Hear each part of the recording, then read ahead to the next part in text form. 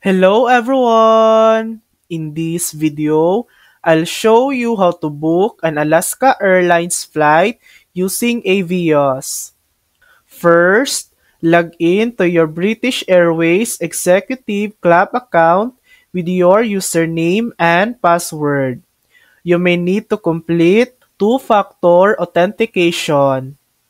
Once logged in, go to the top menu, select Book, click Book a Flight with Avios.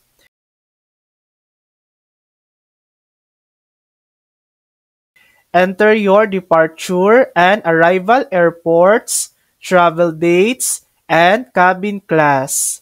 Then click Search.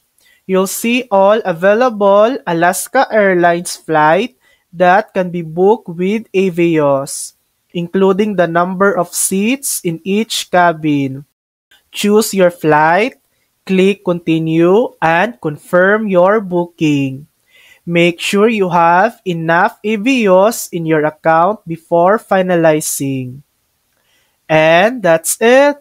That's how to book an Alaska Airlines flight using Avios. Thanks for watching!